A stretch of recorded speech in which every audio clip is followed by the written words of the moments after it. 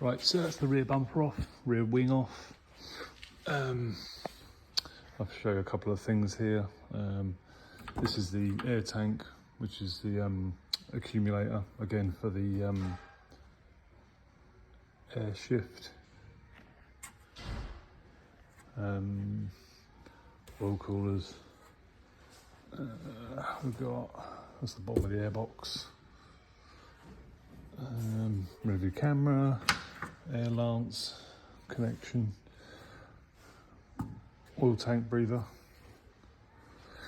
We've got the nice Hewland gearbox. That's really nice on quick connect.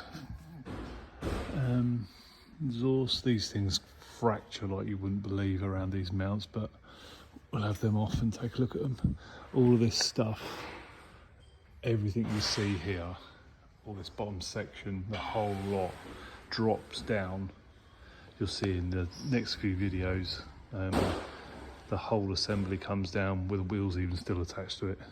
You just roll the whole lot out from behind the car.